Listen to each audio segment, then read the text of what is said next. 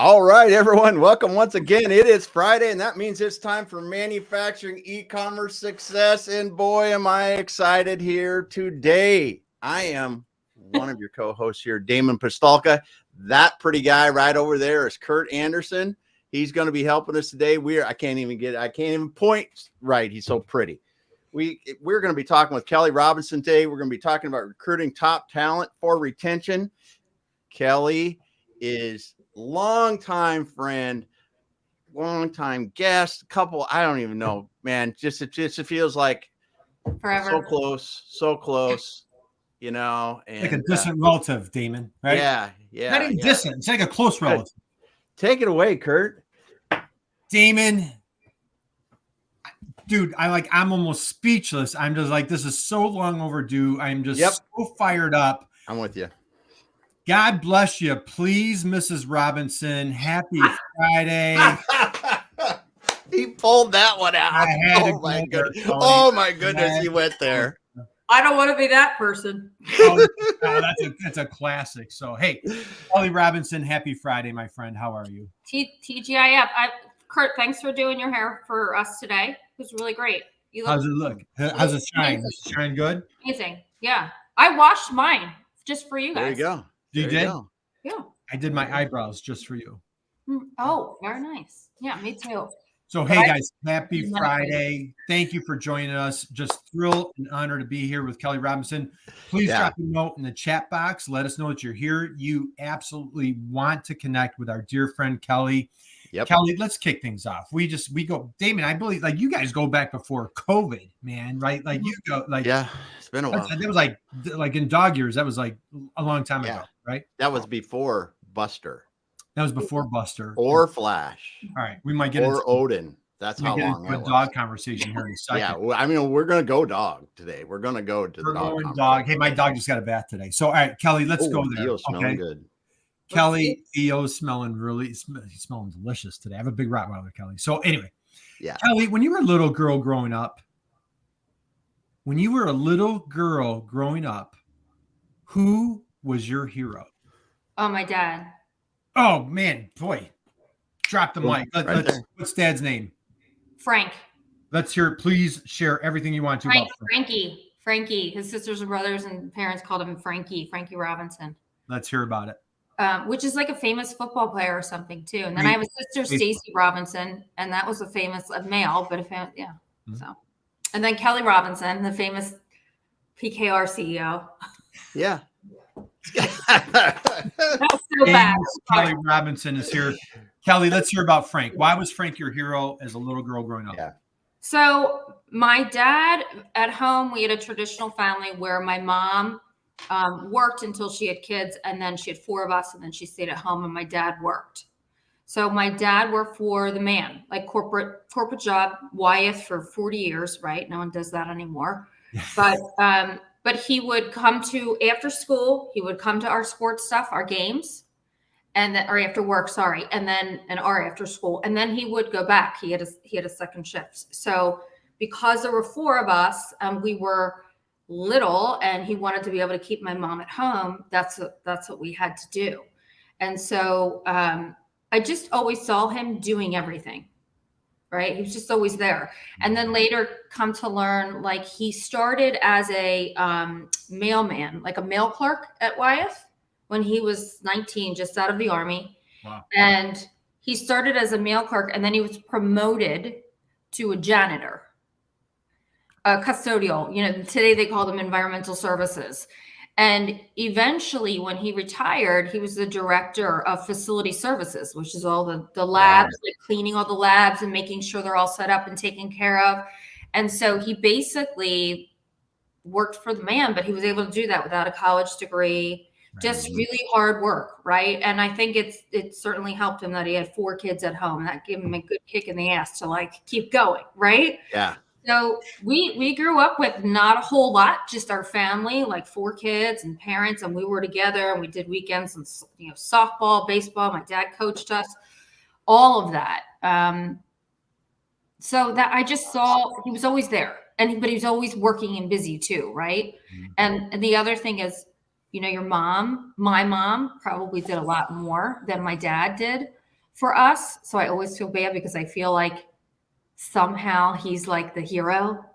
And that's probably what my son thinks about his dad. All right, I digress. So No. it's true. Like it is true. Yeah. Okay. Okay. I'll just go there a second for you, Kelly. I'm going to empathize with you. I know what you mean. We've got, my kids grew up in a divorced family, and their paternal father, always, they go see him in the summertime. They're going on vacation. So it's always fun time. They got to come back and live with us the rest of the time. And it's like, oh, yeah, we're making them do homework and stuff. I'm feeling it. I'm just saying that. That's it. So I let the homework and stuff, I let that go to his dad so that he has a little bit of that over there. There you go. Good. Not the hovering. Yeah. So that's good stuff. Well, this is fantastic, guys. And again, happy Friday. If you're just joining us, we're here with Kelly Robinson. She is a recruiting guru, man. We're going to take a deep dive into like some recruiting tactics, strategies. You're looking for a job, looking for teammates, looking for staff. You're in the right place. If you're looking for retention strategies, you are in the right place. I'm going to give Damon, let's give some shout outs here to a few people. Yeah. God, we got a lot of people stopping in. So guys, let us know you're out there. Vicky, if you're looking for a job, Marsha, you're looking for some help here, drop it in the chat box. It's a great opportunity to recruit MD with each other. saying hello. Network with each other. How can I see who's here? Hit the comments over to the right. Yeah, up in the upper right in the comments there. And we got, who's this? Oh, Kelly Robinson's here. Yes. Let's go, man. So yeah, keep those comments flying. Guys, you want to connect with Kelly on LinkedIn. You're going to have to follow her because she has tens of thousands of followers. Hey, George is here. We've got Machias. Mark is here. So guys, happy Friday. Happy Friday. Thank you. All right, Kelly, let's get this party rolling. Okay. Do it. Frank, I first off, Damon, as proud girl dads, we love when you give Frank, when Damon is the hero. Damon and I love that answer. And just let's do a couple recap because I think this is a great theme for our program today. Incredible work ethic. God bless Frank for serving our country proudly. So please give a shout out to Frank. Yeah. Comes in and takes care of his family relentlessly, climbs a corporate ladder, no college degree, and just what an inspiration. What a hero. We applaud your dad. We salute your dad. And just he created this proud little girl that, he's so proud of his little girl here. You are a true powerhouse. Let's dig into your background. You go away to college, had a great college career, and you have dedicated your talents, your superpowers, really to make the world a better place with recruiting. Why? Share with everybody, why have you dedicated yourself to helping others be successful? Damon probably knows this story. I don't know if you remember, but you might even know too, Curt, but it comes back to my dad. So my dad, I didn't know what I wanted to do. And I was like, I don't know what I want to do. And my parents were like, well, you have three choices. Like you can get a job, you can go join the army, or you can leave the house. And you've got 2 months to do this. Well, I was already really, really driven to work. Like but I wanted to be excited about something. And I didn't really know what I wanted to do, like most young kids. So my dad was like, listen, why don't you go to this company called Kelly Girls, which is now like this, Kelly Staffing. It's gigantic. Kelly Services. Mm-hmm. Why don't you go to them? We hire all of our secretaries. Okay. So I went in and they said, I went in for my interview and they said, you know what, you'd be great in recruiting. That's what we do. And we have a client that's looking for an assistant recruiter just temporarily for a few months. Do you want to try? I was like, yeah, I'll try it. So I went in and interviewed. My parents had bought me 2 suits. That was it. I had 2 suits to wear. Yeah. Get me my career started. It was like, you've got 2 suits. So hopefully no more than 2 interviews because it's coming back around again. So I went in and I went home and I sent a thank you note and email. So it was AOL and it was very, very new. And we only had 1 email. It was Fusker, Frank, Emily, Wendy, Stacy, Kelly, Randy at AOL.com. Nice. Still Fusker. My mom still has Fusker. Don't email her, but she's got Fusker.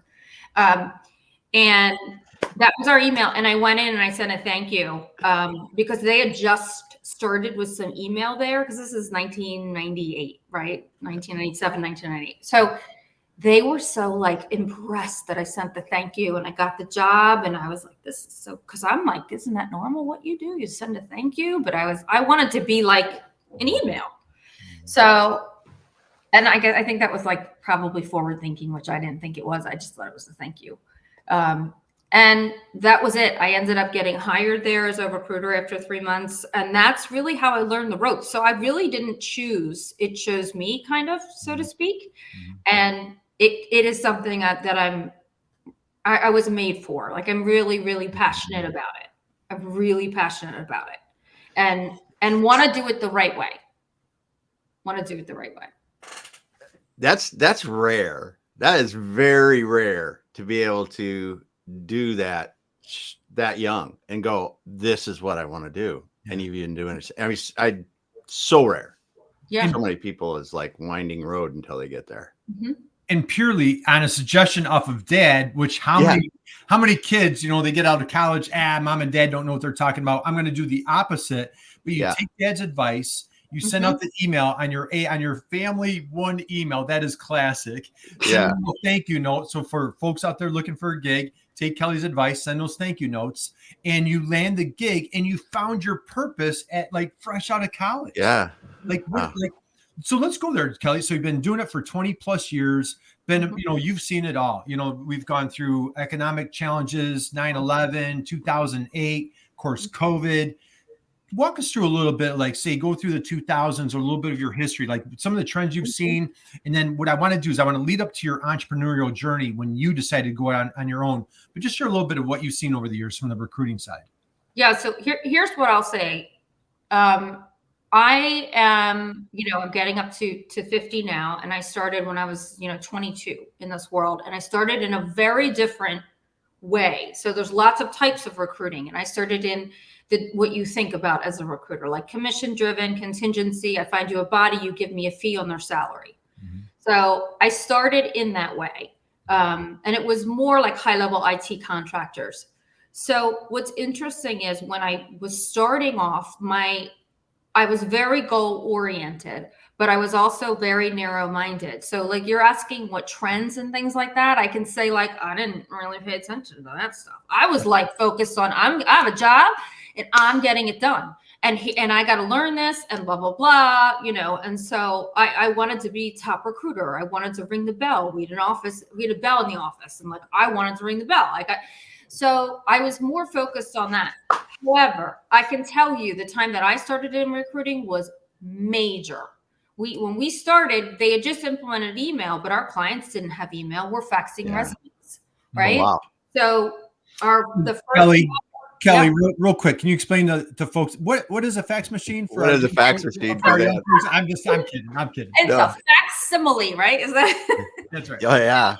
So we literally faxed resumes. That's what we did. Yeah. Or tried to walk them in, right? It was like try to show up and walk them in. Yep. So it was an interesting world, but also email was just starting to come out again. We were shout out to Joel Adams, our CEO. I'm still in touch with him, but he was very forward thinking and he was very culture oriented. And so I was very, very lucky, and I'm grateful now to have started in that environment. And he gave me a good kick in the ass that I needed in my 20s too. So, but anyway,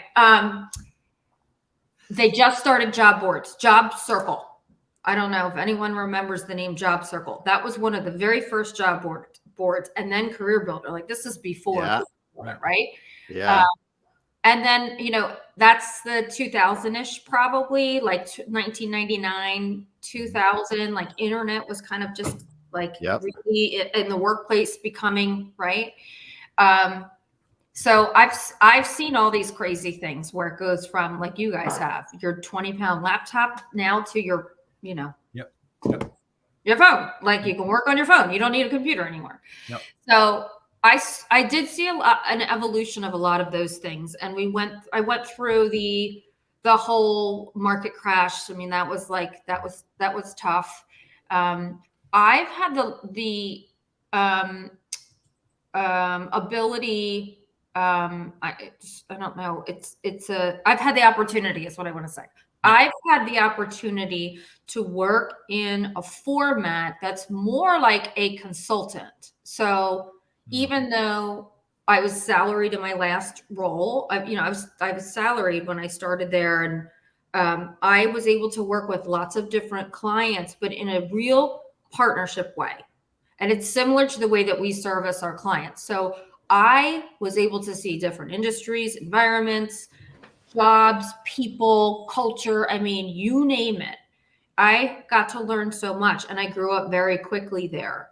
So I was really, really, really lucky in that time frame to learn all of that. And that's kind of how I got here, because I was in my last place for 13 years, and I was the managing partner when I was fired. So I have seen a lot. I have seen a lot, but it's mostly the digital. I would say the digital piece of recruiting, and now AI, which is like super exciting, and we're starting to use it in ways, which is Chat GPT, man, my best friend. Is that your best friend? Yeah. So hey, we've got a few more people. We got a ton of people. I'll I'll run down the list, man. It's going crazy here. We got people in here from Sweden. We've got Nirma from Sweden. Happy Sweden Day. We got. I'm sorry, I can't pronounce your first name, but we're here from India, and then from Nigeria. I tried it. There you go, David Yugan Andra. Yep. Yeah, Yugan Andra. Hey, some crazy Dan. Hilton had Dan Bigger. We got an MD. Whitney from Houston. Whitney Houston's in the house. Yeah. We got Ogunle. All right. And then we got Umar. Hey, happy Friday, guys. Drop those notes. We're going to dig into recruiting. Keep those comments. Keep bringing questions. You definitely want to follow Kelly on LinkedIn. She is an absolute recruiting powerhouse. Kelly, let's go there. So you're sharing your whole career here, and now you take the leap into entrepreneurship. And why I want to go there, say there's somebody out there where you were X number of years ago, and you're like, man, I wonder if I could do this on my own. I wonder if I could take that leap of faith and like believe in myself. What was it like when you made that transition to throw up your own shingle? Scary? Were you just raring to go? Walk us through that. What were you going through? I think it was all of the above. Mm-hmm. So I had always thought, I had that opportunity where I'll say I took the opportunity, right? So a small company, and I was like, you know what? I was there for 13 years. I started as a recruiter, and I was like, you know what? I'm doing it. It's a small company, and I'm doing it. So I got in and I learned so much. And I was running the business. So I always had thought, I'll do this on my own at some point, but there was nothing that pushed me, right? And then you get fired, and it's like, well, hot damn, this is what I'm going to do. So it's Friday morning, and then Monday, I started my company. That was it. I had the idea over the weekend, and I was like, this is what I'm going to do. Wow. Because I knew I could do it. I had complete confidence. And I just needed that kick. Like what else was there for me? Now I'm like, now it's here. Right. It just came to you. Oh, and you know what I love, Damon, we're Peter Drucker fans, if you Google Peter Drucker, greatest, business consultant of the 20th century, he has a book or he talks about the accidental entrepreneur. And so, hey, maybe COVID, you're going to have a long time corporate career kind of digging it. And then all of a sudden COVID comes along, throws you a curveball. Or for those of us that were hitting it in 2008, real estate market tanks, stock market tanks, jobs, tons of job losses. So, you get thrown a curveball. And Kelly, I love what you did. You just have such a relentless, inspirational personality that you just believe in yourself and you're like, I'm going to do this. Did you ever think like, hey, maybe I should go get another job? Or were you just like all in on just believing in yourself? No, I had one of our competitors was calling, and like we had some talks, but I was like, I had a hard time with going to a competitor. Yeah. And I also had integrity issues. I wasn't sure about that, right? Because it was like our main competitor. But all along I'm building my own thing, and I'm going. And then I finally I had a call with him, and he I told him what I'm doing, the competitor.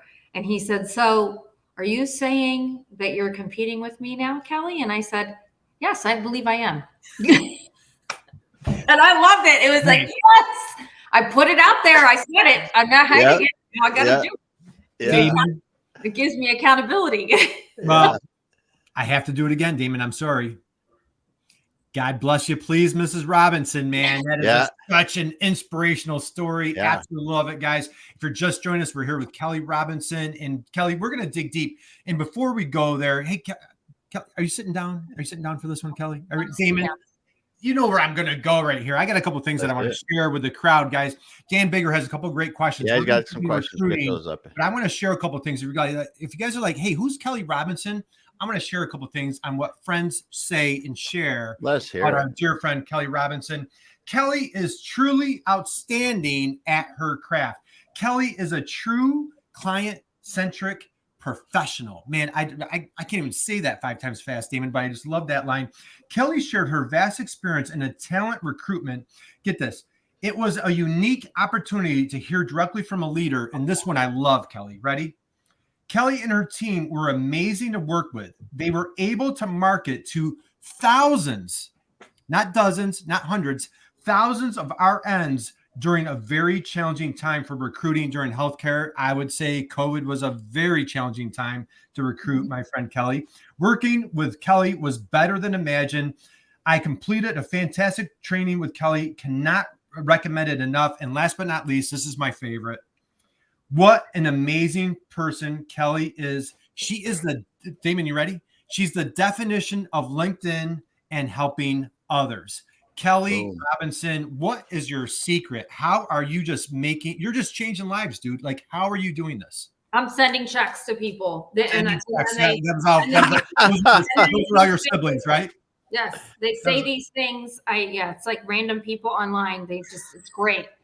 It's great. I appreciate your humility. Why are you so successful at what you do? Because I care and I love what I do and I want to do it the right way. Like it's my reputation, our reputation is really important because anyone knows that once you screw that up, you're done. Yep. Right. You're done. Like, so, and not that I don't make mistakes. I make mistakes all the time. Like I find myself apologizing all the time. Right. And I don't know what I don't know. You've got to learn. You've got to listen because there's a lot to learn. So I think it's just more about being true to who you are, like being genuine. Mm-hmm. And it's okay for clients to see that you are not always coming with a box of tools. Sometimes those tools aren't working, right? So, but you're going to make it happen. You're going to figure it out, and you do. So it's like humility. I don't know. It's listening. It's trying to understand, right? And thinking about the person. Like, what is the objective? What's the relationship? How am I affecting this? Right. Bigger than like when I was younger, I was focused on learning the craft. Now I'm like. So like I'm away from that. Like that gives me that's like stressful to me. I'm like, you guys do that. I'm gonna do this. Like, you know. Right. Being customer centric, as you know, one of these testimonials say. And what I've always admired through our friendship, Kelly, is just your relentless drive and just really have always felt that you have a great gift of putting yourself in other people's shoes. Speaking of dear friends, we have a mutual friend here, Dan Bigger. How about this question right here? What does Kelly Robinson think of this current job market? Kelly, what's your take? What's going on? It's fascinating. So we have, and I think I've talked to you both about, like, I've built a real prospecting engine recently because our business has really been through my network and connections and referrals. But for me to grow, we need to sustain, but then we also need new people. And so through that, what we have seen, the summer is slow, and that traditionally before COVID, the summer was always slow, and then it got pretty busy and pretty steady, and it's slow again. A couple reasons we could talk about, but what we're learning is when we're reaching out to people, the biggest response that we're getting through our prospecting is, I'm now looking for a job. And we're reaching out to executives and, like just executives, but like general executives, but also, HR, corporate recruiters. So there are a lot of people that are being affected, and it's not just tech. It's not just tech, right? Because everyone talks about the layoffs in tech, and it's not that anymore. So it's you're seeing it. So that segues right into Dan's next question. How long is this job market mess going to last, in your opinion? What do you think of that? Oh my God, I hope not long. Who wants to hire me? Get the crystal ball out, right? I need a job.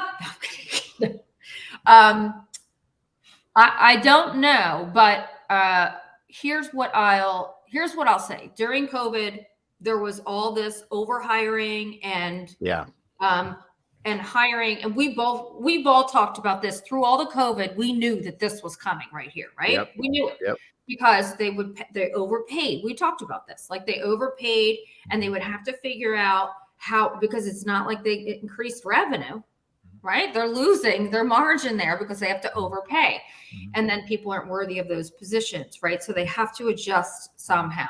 So we're seeing a lot of that, and it's not just tech. So I don't know how long. I mean, I don't have a crystal ball. I wish I did. But it seems to me right now that not a lot of people are hiring. We're very lucky to have. I am very, very lucky to have really good clients that I have relationships with that have, and they're all of our clients that I have right now are like core to people I've known for a long time, or like my network, right? So I'm very lucky to have those people that even when hiring has dipped, they said to me, "Don't worry, we're rotating you."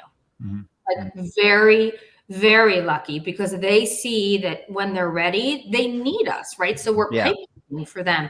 But I don't know. I think give it at least we probably have to wait until probably the end of the year to see what happens truly, and then we can figure that out. But I think this first year coming out of this, there's just the economy. There's a lot of people are unsure. Healthcare has been greatly affected. So not just during COVID, but it is still extremely hard to hire. That's one thing that we're really, really good at. So we've honed in on that over COVID. So I feel very lucky in that way, but they're still way overpaying because no one wants to work. There's a huge health system in the Philadelphia area, and they have a university, Jefferson University. You guys probably heard because it's a really great school, but they have a huge health system here, and they are laying off or just did lay off 400 people, but not clinicians, all the support. They can't lay off the clinicians, but they lost so much money because they're overpaying. Getting, nurses are getting $20,000 and $40,000 sign-ons. I mean, it is the X-ray techs, mammo techs, echo techs. Those people are getting $20,000 sign-ons, $30,000 sign-ons. I mean, because they're in, and then they're kind of dictating their schedule. Right. It's tough. Isn't that crazy? Well, hey, let's grab a couple comments. So, hey, if I'm saying this right, I think you said it earlier, Damon Ogunlay. He says, what she said sounded good because I'm in the same state trying to start my own company. Boy, we wish you great success. Welcome to entrepreneurship. And our dear friend, Dan Bigger. Dan, keep the questions coming. They're good comments coming. Here's another one. Remote work. Is it going away, or will it bounce back to people that they can work and want to work remotely? Thoughts about the remote future? What do you think? Yeah, that's interesting because we would always talk about that. That was the biggest conversation during COVID. Remember, like it was always like work at home. This is the wave of the future. Well, we have Comcast as one of our biggest employers here, and it's a cable company. I'm sure you guys know who they are. And they just set back. It is in your house? Yeah, that's what we have in our house. Yeah. I'm sorry about that. No, I'm just kidding. Actually, you hear horrible stories about, but our service is rock solid. Yeah, I think it's changed over the years, but Comcast started here. You know what I mean? Their flagship was here, and it was a Philadelphia business, and now it's Kelly, and it's Damon. Like they take special care of Damon. That's everyone does. Right. So he calls, he's at the bat line. Like, right. hey, Damon's on the call. We got to take the red phone. Please continue. Please continue. Yep. So they just reinstated, like everyone has to come back 4 days a week. Mm-hmm. So they still have 1 day, but that's a lot. Yeah.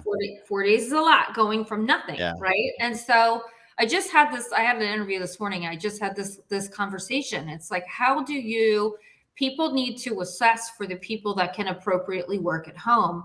And just because they've been working at home for 3 years does not mean they could still work at home. And what if they're meaning they might not have the right skill set, right? They were made to work at home, but maybe they're not fit to do that. Maybe they do better in the office. Maybe they've had changes in their lives since then. Distractions don't allow them to work from home. So there's a lot of these things, but how do we assess for that? And then I've heard of people being hired remote and told this is a remote job. And now they say, we want you to come back. We want you to come. Yeah, we want you not back. We want you to come into the office. People are leaving those jobs. So we don't know where we are yet with that, but there's way more. There's a lot more. Things are just starting to change now, I see. So I think the next year or two, I think we're going to end up going, a lot of people will end up going back into offices. Yeah. There's a piece that's missing when you're not there, if you haven't figured out how to do it right. Yeah. And I see, well, my son went from remote to hybrid, and my daughter the same way in their jobs, in the different kinds of things they're doing. But I really see the benefits of the hybrid, right? Because 100% remote, in what you talked about too, though, because I think the getting to know people and just being around the office is good. Doesn't have to be all the time, but the one thing you said that I think is super hard for companies to assess, and it's super hard because it's unique. I could have an entire customer service division that could theoretically work remotely, but Damon, the customer service person, could be horrible working from home because of the way Damon is programmed.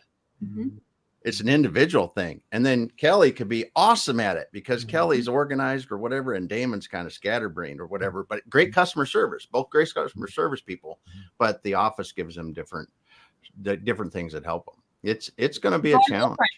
People are different. Yeah. And people change over time. I know people say they don't change, like people don't change. Yes, they do. People do change. Your environment, your life, all of these things affect change for you in various ways. And over time, you could really be a different person. Right. Yep. Absolutely. Hey, we've got some more friends here. I want to give a shout out. We've got Richard. We've got, folks from Nigeria. We've got Nigeria. We've got Ghana here today. Guys, thank you so much for dropping these comments here. Hey, another question from our dear friend, Dan Bigger. Why do recruiters call and interview you and then never respond? Dan, what's going on? Kelly, what are your thoughts on that? I don't know why they do that. I think it's mostly the contingency recruiters that do that. And I think it's just because they're incented by placing someone.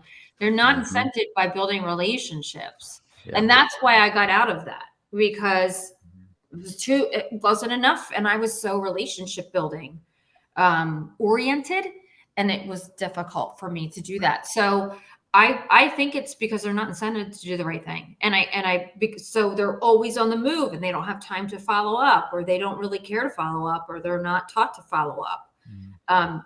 But it's bad, and it gives the rest of us a bad name. My company is required to follow up at some point. And the best thing that we do is I teach my team to tell someone on the phone, if it's not a fit for something that's appropriate to share. So a lot of younger recruiters, I did this too. It's like, okay, yep, I'm going to go ask the hiring manager and I'll get back to you. And then I would figure out a way to call them back. Well, what a waste of time.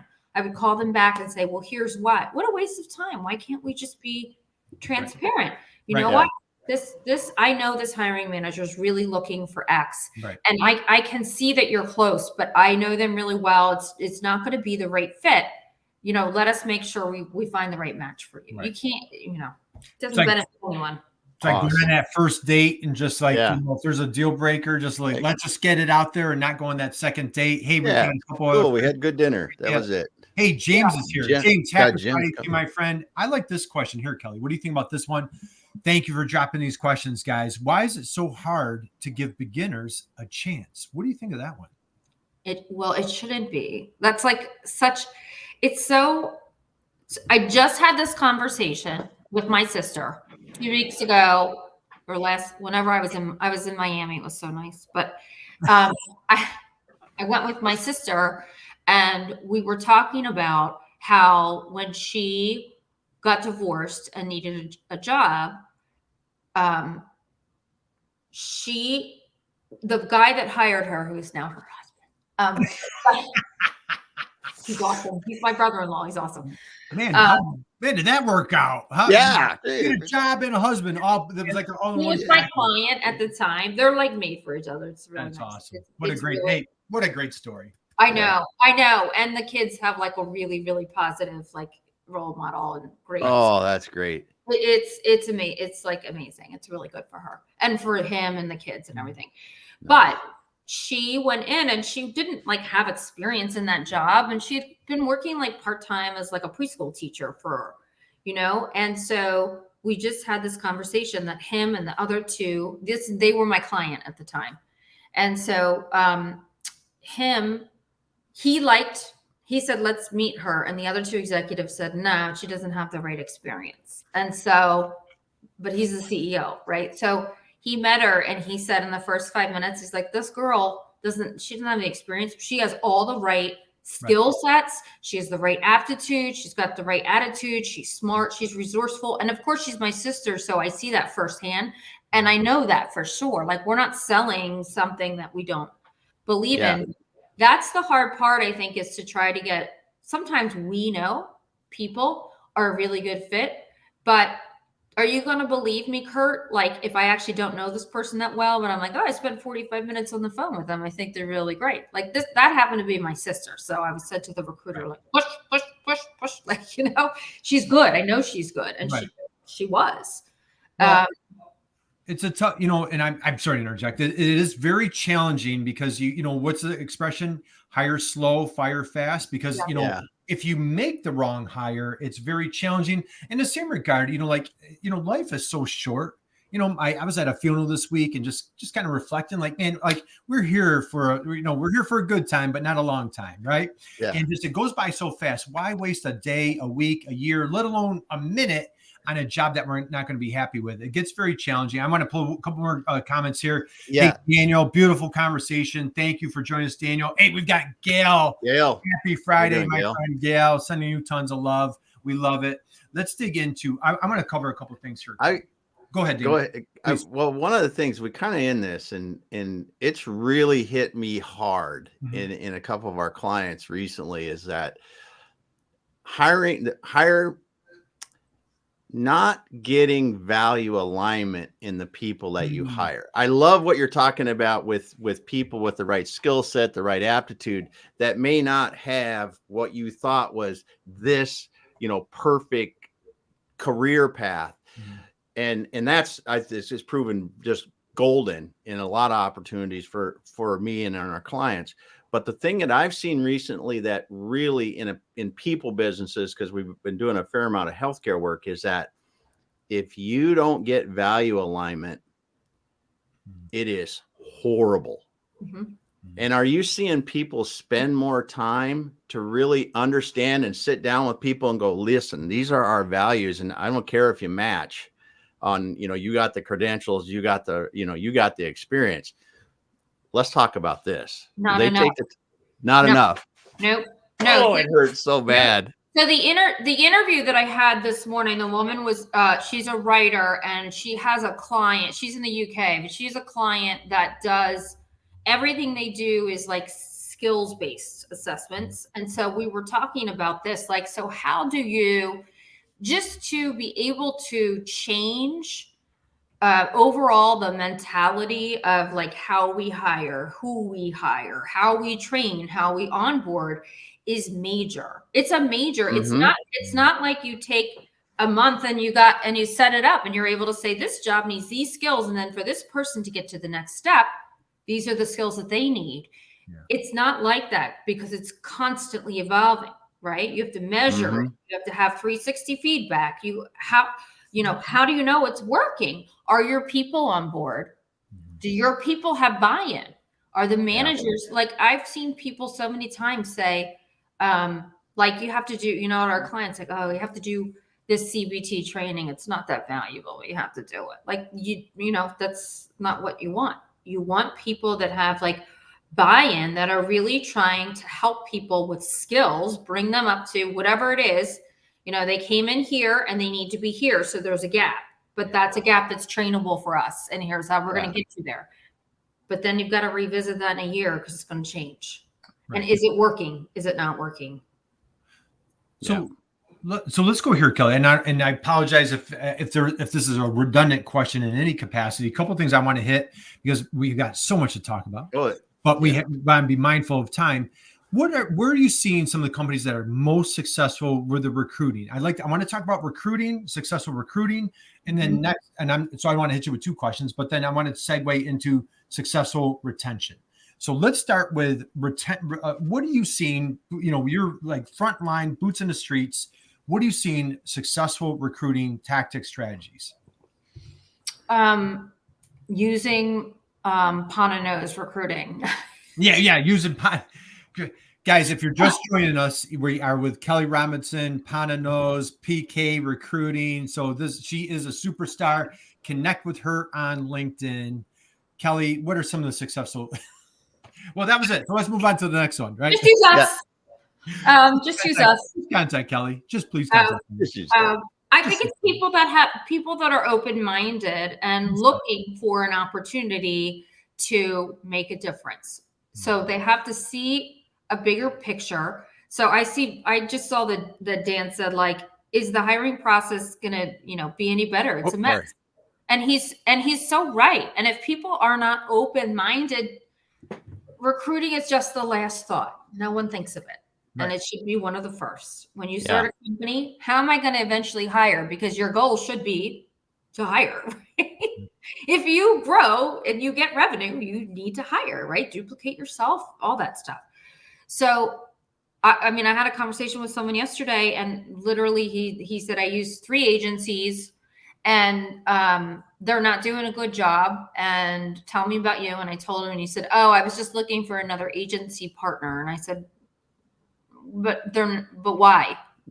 They're not doing a good job. And he goes, well, they're experts in that area. And I said, but they're not doing a good job. And he said, well, I wouldn't be able to sell it to my CEO. And I said, well, let's keep talking. Let's have a conversation and I'll tell you how you can talk about it. He's like, I don't think we're going to be willing to try something new and pay a flat monthly fee. And I said, well, how long is that going to go before the CEO realizes how much revenue he's losing?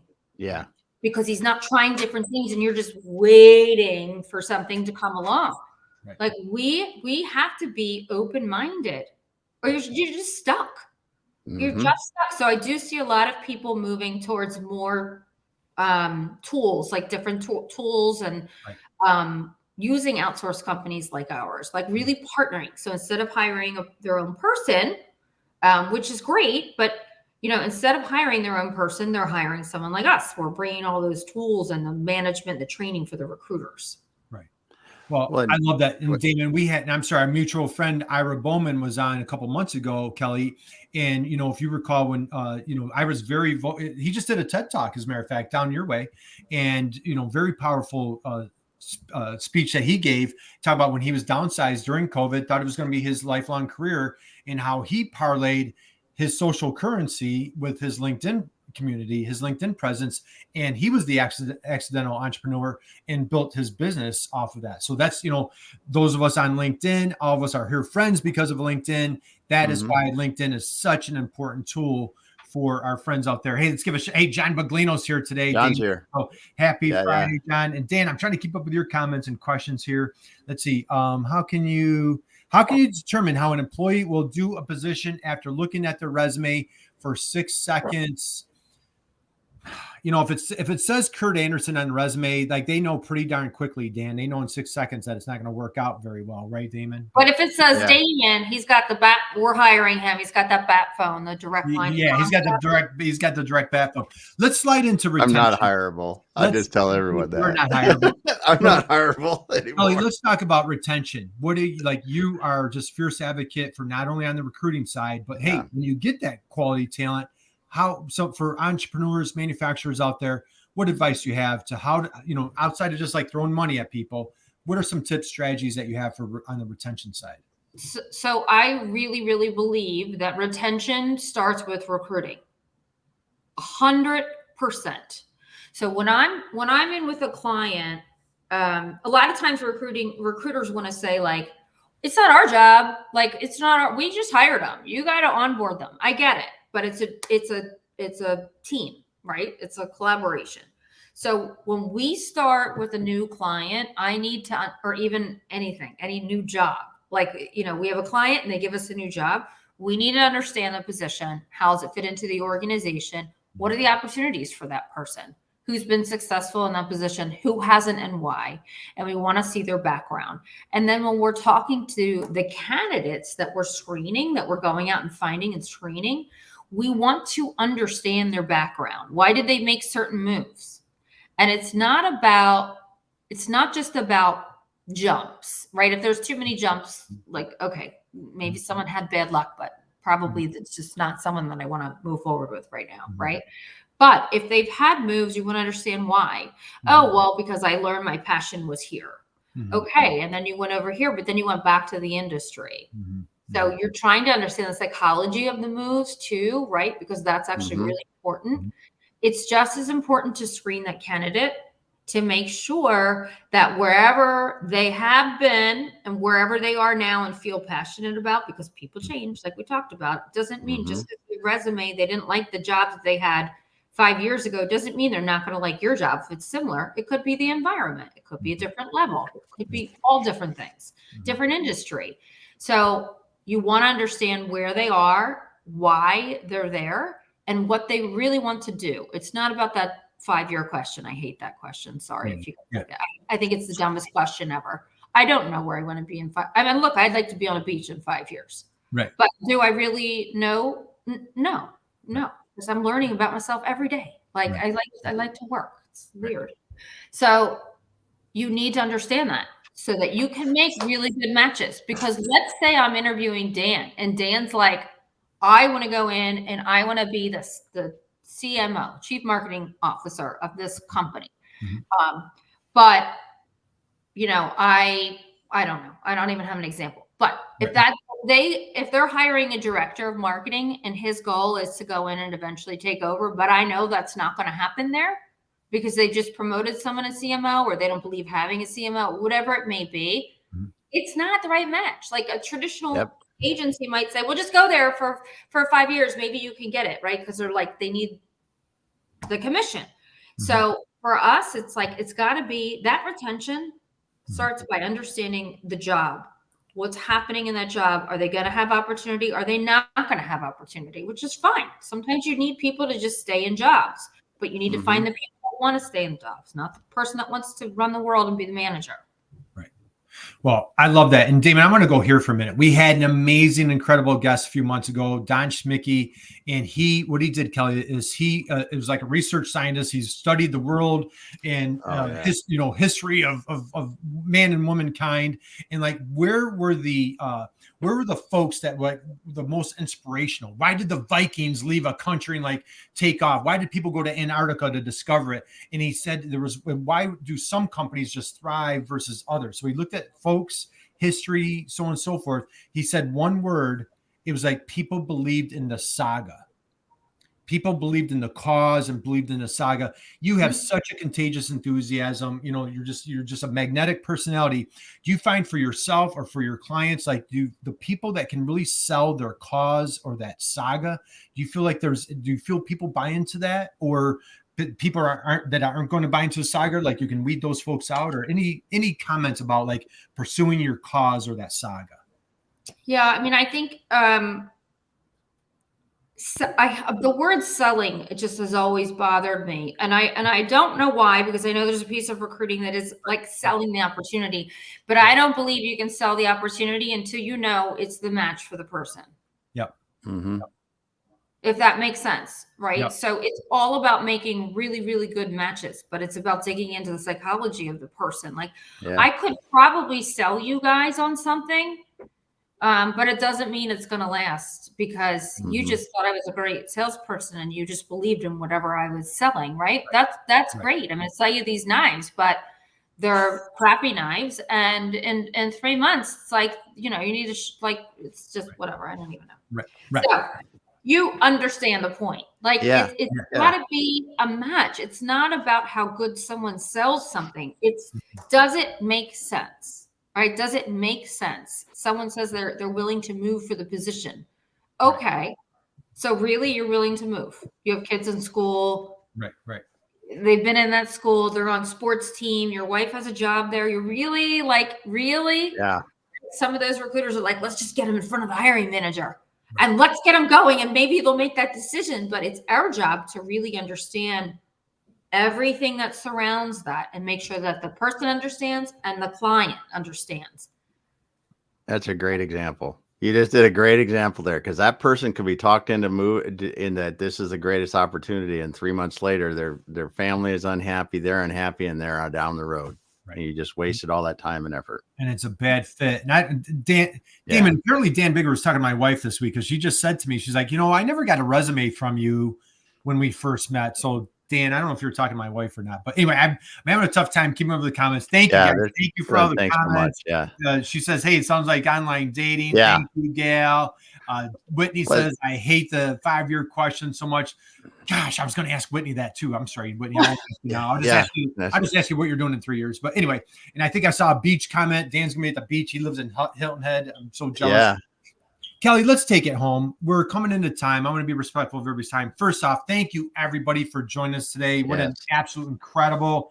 Kelly is a powerhouse. If you have any recruiting questions, tactics, strategies that you are looking for, you want to check out Kelly, connect with her on LinkedIn, follow her. She's just a fierce advocate for folks hitting their goals.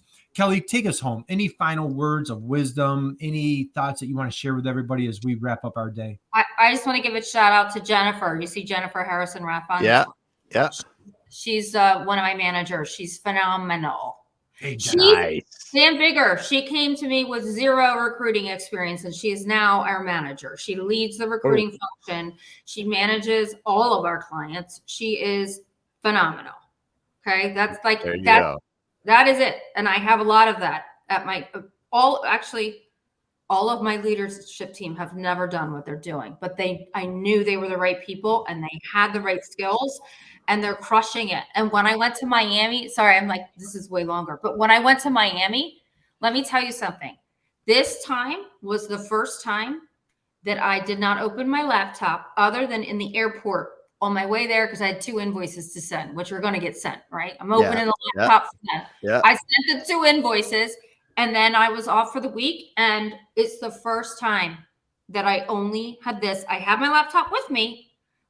I had it plugged in. It was at the table in the room, but I never opened it.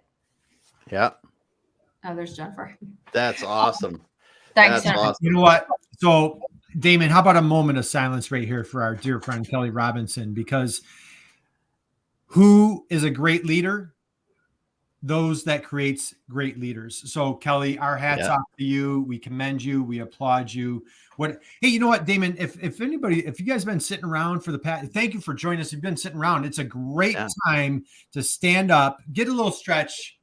And how about we give a huge standing ovation for our dear, lovely guest, our bestie, man, Kelly Robinson in the house. Kelly, thank you. Thanks so much. Thank you guys. I love you guys. I'm so glad that you guys do this together, and you're still doing this, Damon. Like, that's crazy. You started this during COVID. And you have stamina. Like, I started some shit that kind of just. You know what? We're just too old. We just have nothing better. We just It's like a bromance. We don't know what else. Yeah. To do. I love Yeah. it. This is so Yeah. fun. I want to come back. Well, Kelly, You please will. come back. You We're going will. to geek out hard. Yeah. And I have one last question. Curious minds Let's hit want it. to know. I have one last question. You know, in the famous song, for anybody, I love Simon and Garfunkel, you know, Mrs. Robinson, great song, great movie. You know, we won't go there, but Let's go there. in that movie, they talk about Joe DiMaggio, right, Damon? Right?